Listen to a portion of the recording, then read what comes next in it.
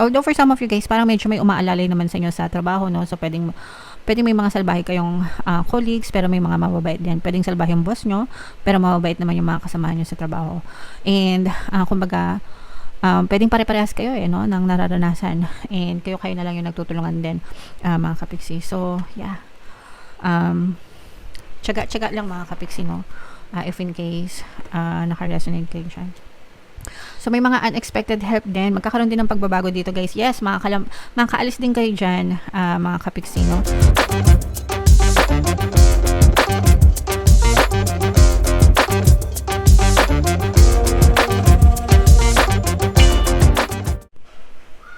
Hello guys, hello Leo. Welcome back to Pinay Pixie Tarot. Ang pamagat ng episode natin for tonight is No Moon Kapalaran para ngayong June to July para sa Leo, Sun, Moon, Rising Sign, and Venus. So, unahin natin itong deck na to guys. Tingnan natin yung mga moon message para sa inyo. By the way mga kapiksi, yung ating No Moon ngayong June ay sa June 25 mga kapiksi, tapos yung next na No Moon naman natin ay sa July 24. So ang reading na to ay para sa period na yan, mga kapiksi. So etong message na to guys, ito yung moon message: a time to give rather than take, mga kapiksi. So, yeah, mas maganda naman talaga yung guys, nagbibigay tayo kasi yung tumatanggap tayo, mga kapiksi. Kasi, ibig sabihin nun, kapag ka nagbibigay ka, may kakayahan ka, no? May kakayahan kang magbigay and nakakaluwag-luwag ka. So, ibig sabihin, you are blessed, mga kapiksi. And mas okay na yun kaysa ikaw yung binibigyan. Kasi, pag ikaw yung binibigyan, ikaw yung nasa receiving end, diba? So, ikaw naman yung kinakapos, ikaw yung nangangailangan, diba?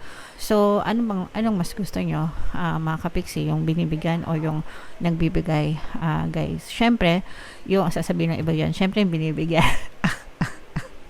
Hindi, joke lang. Syempre, mas gusto natin yung nakakapagbigay tayo, mga kapiksi, kasi ibig sabihin talaga nun, less problems ka, less worries ka, diba? So, yeah. Pero kung, syempre, kung wala naman talaga tayong kakayahan, magbigay, 'di ba? Depende yan mga kapiksi, kasi pag sinabi mo magbigay ka, hindi naman yan nasusukat sa pera lang or sa kayamanan lang, 'di ba? Pwede ka magbigay ng tulong sa pamamagitan ng manual labor or pagdadasal, ganyan. It's also giving. It's also a form of giving, mga kapiksi. Okay? So, yeah. Additional meanings to this card. So, attune to the moon, guys. Recommit to healthy morning and evening routine, mga kapiksi. Yung routine nyo, no? Healthy routine sa umaga, healthy routine sa gabi. First na routine ko, guys, no? Sa umaga, pagkagising ko pa lang, nag-affirm ako. And bago ako matulog, nag-affirm ako, mga kapiksi. So, it sets the mood, yung mindset mo, mga kapiksi. So, wag nyo kakalimutan yung routine na healthy, hindi lang sa katawan, guys, pati sa mindset, no? Kailangan inaalagaan din natin yung mindset natin. Kailangan healthy din. So, healthy mind, healthy body, healthy body, healthy mind. Papalagi nyo yan tatandaan. And then, of course, kasama doon yung pangangalaga nyo sa pangangatawan nyo, sa pagkain nyo, diba? Proper sleep, lahat, mga kapiksi. Pero, number one, dapat inuuna nyo yung mindset nyo, guys. Okay? And additional meanings for this card, guys: gradual improvements are coming. So maganda yan, guys, pag sinabing gradual, unti-unti, no? Unti-unting improvement, unti-unting pagbabago, mga kapiksi. And when it comes to manifestation, when it comes to your life, gradual naman talaga lahat, mga kapiksi. Walang mabilisan, di ba? Kahit nga, guys, imagine kahit yung pag-aaral natin, gradual yan. Imagine ilang years ka nag-aral from kinder, di ba, to grade 6, tapos mag-high school ka, may senior high pa ngayon, tapos college. Lahat yon gradual, di ba? Hindi yung mabilisan, mga kapiksi. Depende yun sa timeline, depende yun sa kakayahan nyo, di ba? So, nagets nyo ba yung ibig ko sabihin, mga kapiksi? Ganun din sa actual na buhay natin. Yung baby ka, di ba, naglakad ka, nung baby ka, hindi naman agad-agad pagtayo mo, nakalakad ka na agad ng magaling, di ba? So, unti-unti yan. Gumagapang ka muna, ganyan-ganyan. Hanggang sa nakabangon ka. Nagets nyo ba? Ganun sa buhay, guys. It's always gradual. Ang importante is you always show out for yourself every day, mga kapiksi. Yeah, para maging maging, alam mo yun, ma-achieve mo yung buhay na gusto mo. Pay attention to details, guys. If you want success, kung gusto nyo mag-succeed, diba, you have to pay attention, mga kapiksi. And be of service to others, guys, and love and money will follow.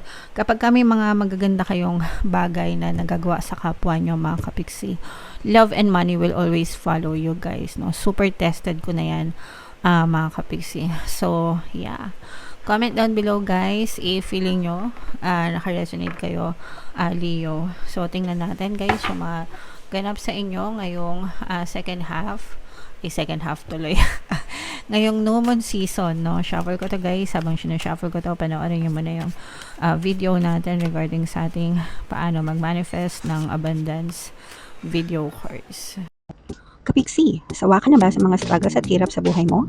Masipag ka ba at masikap sa buhay ngunit hindi ka pa rin umaasenso? Ilang beses ka na bang nag-attempt magnegosyo at mag-invest pero palagi ka pa rin nalulugi? Sa pagkakataon na ito ay maaaring may subconscious beliefs ka na nagiging balakid sa iyong pag-unlad at pagyaman. Introducing, paano mag-manifest ng abundance video course. Dito ay matututunan mong ma-overcome ang mga balakid mo para tuluyan ka ng umunlad, umasenso, sumagana, maging matagumpay, successful at maswerte sa iyong kabuhayan, pera, trabaho, negosyo sa lapi at kaperahan ng bonggang-bongga. Dali, mag-send na ng email sa pinoypixie@gmail.com at simulan na ang iyong pagyaman ngayon. Alright, so sa lahat ng gusto mag-avail ng course, guys, naka-flash sa screen nyo. Una, meron tayong paano mag-manifest ng abundance video course. Meron din tayong paano mawala ang third party at magkaroon ng harmonious na relationship. And meron din tayong paano pabalikin si ex, revise breakup. So sa mga interesado, guys, mag-send lang kayo na email sa pinoypixie@gmail.com. So Leo, guys, kayo ay represent ng Queen of Wands sa ating spread. Ito yung ating moon energy, mga kapiksi. So latag natin, guys, yung spread nyo. And by the way, guys, sa mga naghahanap ng mga pampaswerte na lucky charms, lucky bracelet, mga kapiksi, may mga items sa description box nitong video. Check nyo lang yung mga items doon, guys. Pwede nyo rin i-check out kung gusto nyo, mga kapiksi. Alright, so eto, guys, medyo may pagka-nega yung energy nyo, mga kapiksi. Merong presence dito ng water sign, Cancer, Pisces, Scorpio. For some of you, maaring may water element kayo sa inyong natal chart, or you may be dealing with another water sign. For some of you, guys, maraming problema, no? May mga challenges, may mga problema, may mga bagay na paulit-ulit kayong iniisip, mga kapiksi. Etong problema na to parang pwedeng medyo matagal nang nangyayari sa inyo, tapos parang hindi pa nasosolusyonan, mga kapiksi. Medyo sumasakit na yung ulo ng iba sa inyo. For some of you, pwedeng sa mga obligations nyo, no, sa buhay, mga responsibilities, especially kung breadwinner kayo, guys, parang ang bigat-bigat ng pasan nyo sa buhay nyo, tapos parang napakailap ng solusyon, no?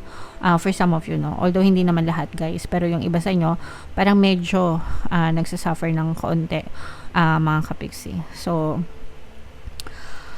matatapos din ito, guys, huwag kayong mag-alala. And if ever man na nakaka-experience kayo na to, guys, no, you have to really motivate yourself and tell yourself, this too shall pass. Lilipas din ito, okay? Lilipas din ito, and malalampasan ko rin ito. Ganyan, okay? Para hindi kayo masyadong mabigatan, mga kapiksi. Cry if you must. Kung gusto nyong kung kailangan nyo umiyak kayo para mailabas nyo yung mga sama ng loob nyo. Kasi yung iba parang patong-patong na, mga kapiksi, and feeling ko medyo nahihirapan na talaga kayo, guys, okay? And another thing to note, guys, for some of you, parang meron din nagpapahirap sa inyo, especially, guys, sa trabaho. Baka stress kayo sa trabaho nyo, mga kapiksi, or yung mga boss nyo, mga amo nyo. Pwedeng pinahihirapan din kayo, guys. So isa pa yun sa mga nagpapastress sa inyo. Tapos parang wala kayong choice or wala kayong option na umalis or lumipat dyan, or lumipat ng ibang trabaho, kasi yung iba sa inyo pwedeng may mga kontrata pa kayo, hindi nyo pa natatapos yung mga kontrata nyo, ganyan, kaya medyo nahihirapan kayo. Pero you're already, parang yung iba sa inyo nagsisik na kayo ng advice. Ibig sabihin nagtatanong-tanong na kayo, ganyan, kung paano mabibreak yung contract nyo, or pwedeng naghahanap na rin kayo ng mga alternate na options kung paano lumabas dyan sa trabaho na yan, kung paano mag-end yung contract nyo, or kung ano yung mga possible options para makaalis kayo dyan sa sitwasyon na yan. So, hanggat hindi pa kayo nakakita guys ng kumbaga parang exit program, tsagain muna natin mga kapiksi, no? And wag nyo na lang personalin. Labas sa isang tenga, pasok sa isang tenga, labas sa isang tenga, mga kapiksi, no? So, ganun na lang para makasurvive kayo guys. Meron din tayong subliminal guys para sa good health, sa trabaho, yung pampabait ng boss and mga kasamahan sa trabaho. So, pwede nyong pakinggan yon mga kapiksi para maging mabait din yung mga boss nyo. Although for some of you guys, parang medyo may umaalalay naman sa inyo sa trabaho, no? So, pwedeng may mga salbahe kayong colleagues, pero may mga mababait din. Pwedeng salbahe yung boss nyo, pero mababait naman yung mga kasamahan nyo sa trabaho. And, kumbaga, pwedeng pare-parehas kayo no, ng nararanasan. And kayo na lang yung nagtutulungan din, mga kapiksi. So, yeah. Tsaga lang mga kapiksi, no?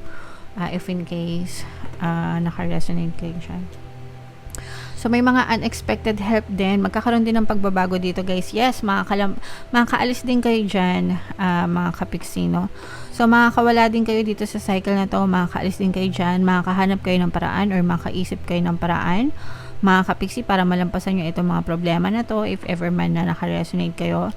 And may chance na umunlad at umasenso yung buhay nyo, mga kapiksi. So, magkakaroon ng no, parang unexpected, parang U-turn, mga kapiksi. Alam nyo yung U-turn, di ba? Pag nagda-drive kayo, dire-diretso, tapos pag U-turn, babalik, paliko, ganun. So, para mag-U-turn kayo, ibig sabihin magkakaroon ng unexpected turn of events sa buhay nyo para magbago yung inyong, yung landas ng inyong pamumuhay, mga kapiksi. So, dasal lang, tiyaga lang, mga kapiksi, no? And sabi ko nga, tell yourself, this too shall pass, lilipas din ito.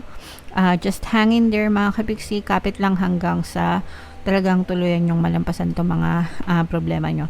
And again guys, no, pag-unlad at pag-asenso yung susunod na chapter ng buhay mo. So, hanggang kaya nyo tiisin mo na, mga kapiksi.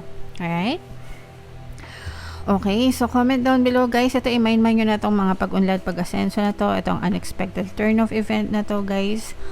I-mind nyo na sa comment section, and comment down below guys if feeling nyo naka-resonate kayo. For more tarot readings guys, ito yung playlist nyo.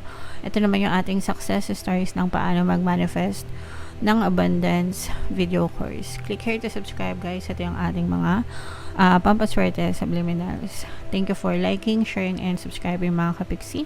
See you next time. I love you all guys. Have a nice day. Bye bye.